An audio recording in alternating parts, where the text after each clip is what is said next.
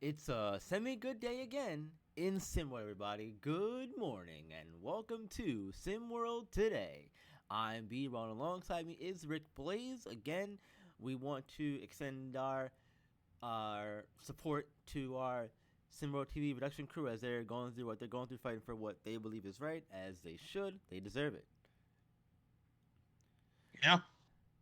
Yeah, absolutely, man. Ali, Pumbaa, Ali, Pumbaa. I don't think that's the same reference, but I just want to get a chant going in reference to the my people that's striking right now, man. Yeah. Okay, we can move on now. Yeah, look, no, just nothing too crazy. Keep it light. But look, let's get into our first topic this morning. SWBA.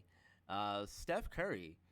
He had a really rough start to the game last night against the Knicks. Started off scoreless in that first half, but eventually bounced back from it. Ended it with a double double: 31 points, 11 rebounds. And the Warriors ended up beating the Knicks 110-99. The win puts them at Mhm. 31-27. That's that, and they're in one, two, three, four, fifth place in the Pacific. Do you think they can catch the Clippers? Yep. See, there I with NBA for me, there's a lot of history that's involved in the game and with the teams. And sometimes history is hard to break um unless you have a special group of guys. Yeah.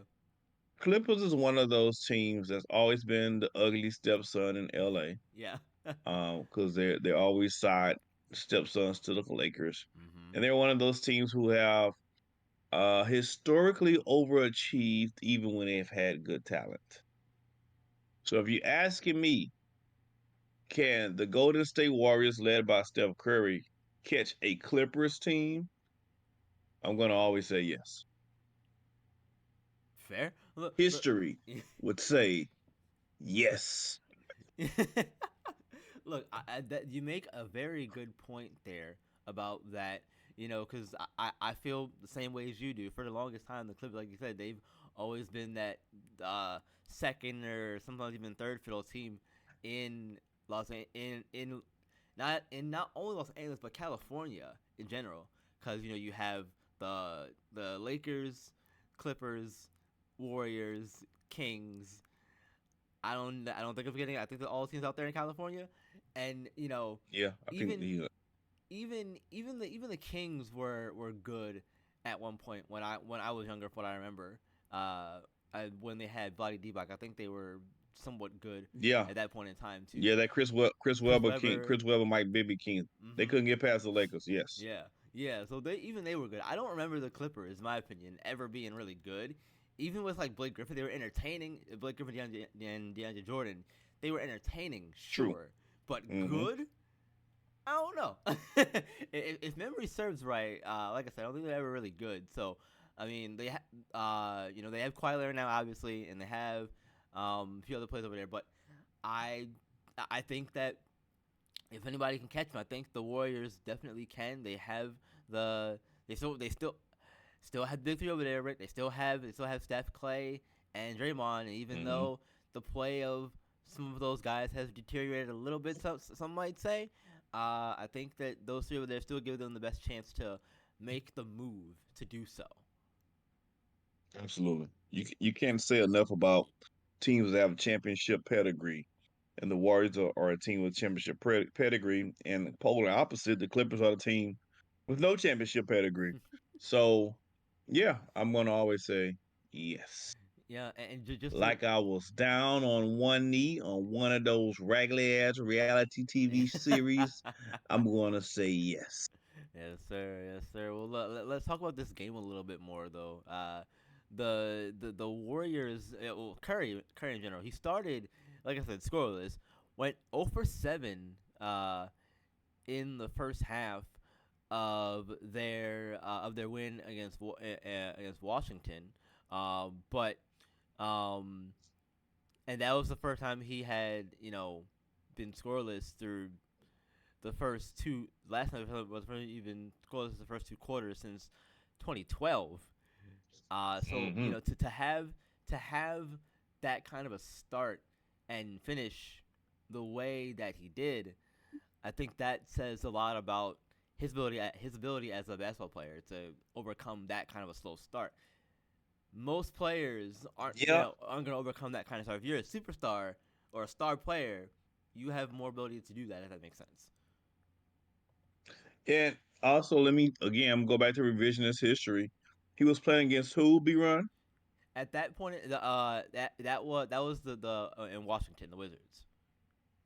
Yeah, it's the Wizards, Yeah, right? So and who did he play against last night? the Knicks. Yeah, you're talking about two teams with no championship pedigree, B Run. Again, history would tell me if things are gonna go right in your favor in the SWBA, it will be against teams like the Washington Wizards and the New York Knickerbockers. I'm Also, not surprised.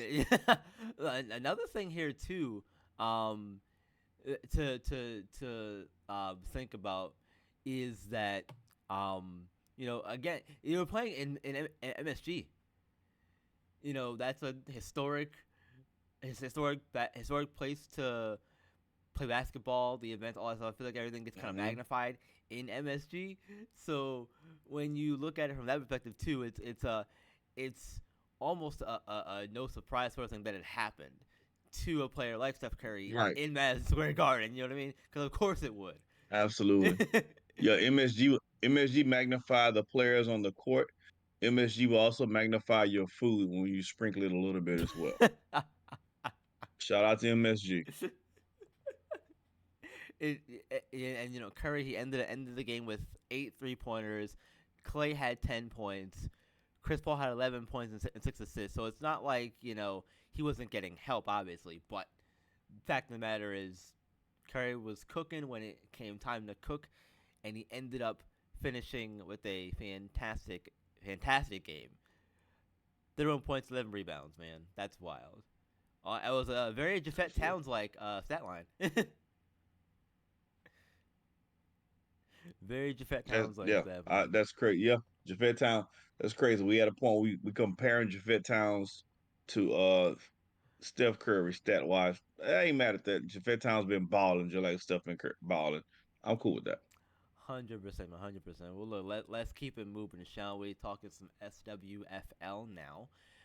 Kenny Pickett and the Steelers. So, Steelers GM came out the other day, and Kenny Pickett has struggled throughout his short time in Pittsburgh, and Omar Khan, the GM for Steelers, said he has full faith in Kenny Pickett. Quote, he's shown us some good things, and obviously there were some issues with the offense. I'm excited about the impact that the new offensive coordinator Arthur Smith's going to have on him.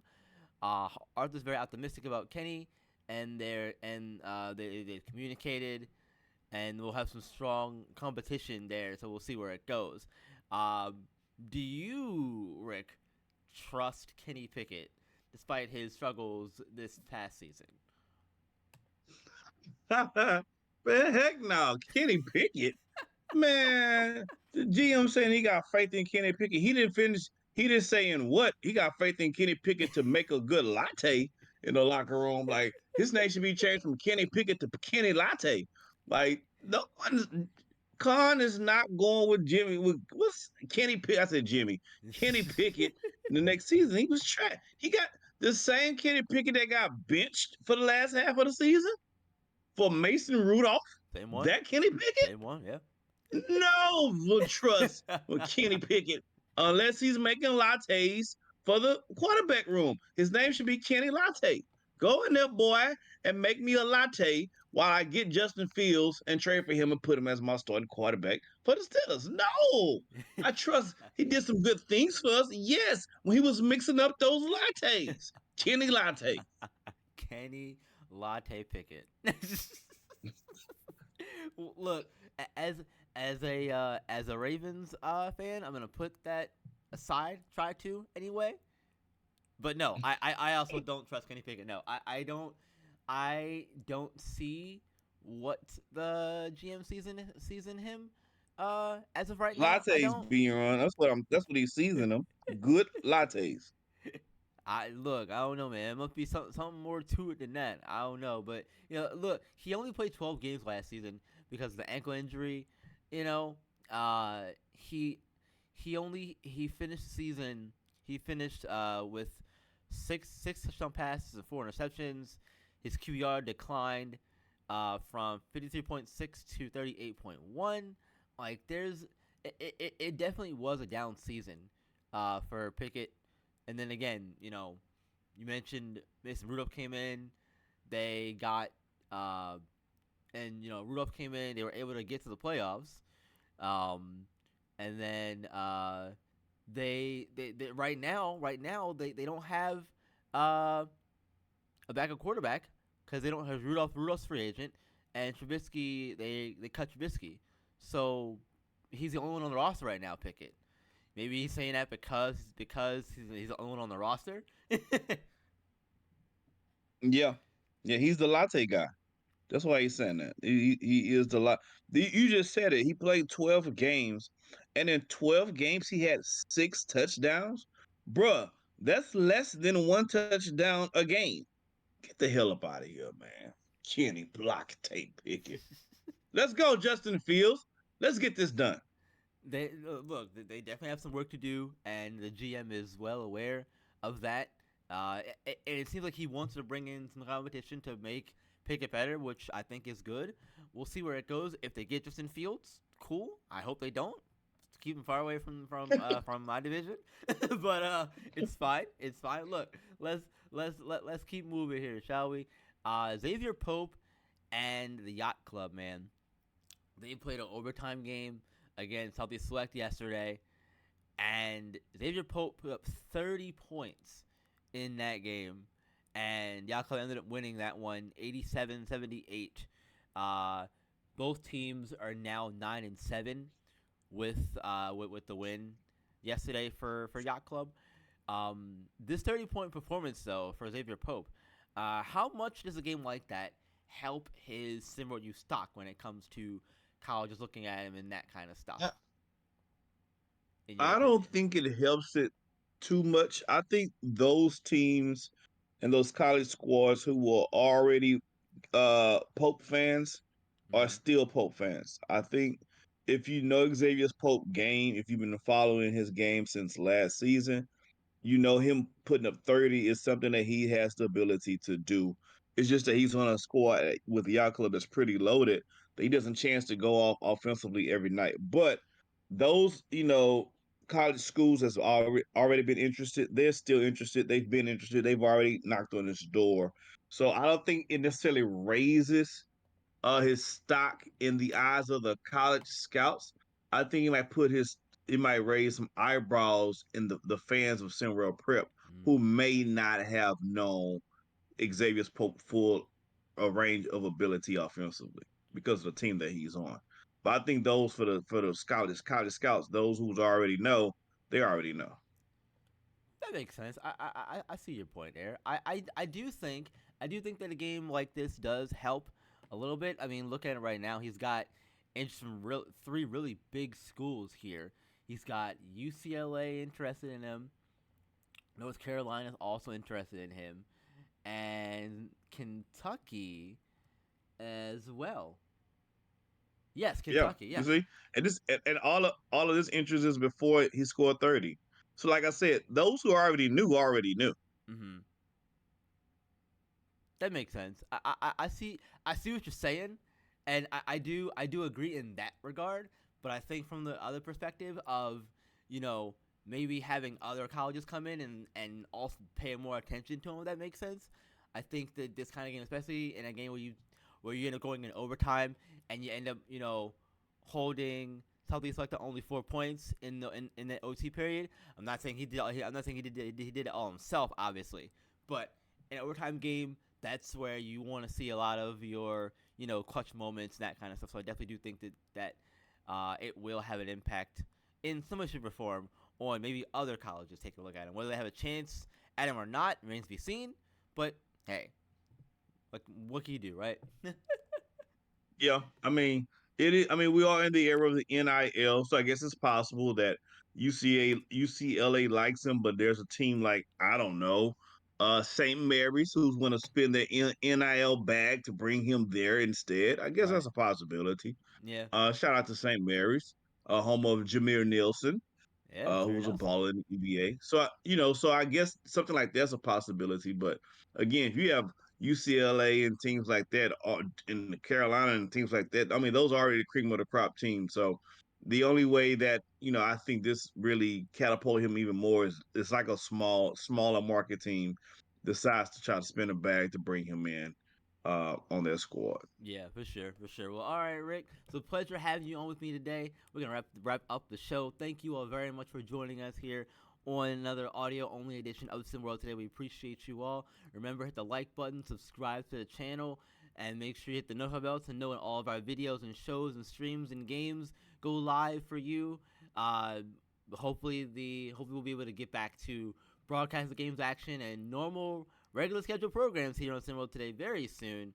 But until then, you guys, remember, SimWorld's the only place where you can do what, Rick? See the game and be the game. Ali, Pumbaa, Ali, We'll see ya Pumbaa. back here on Monday.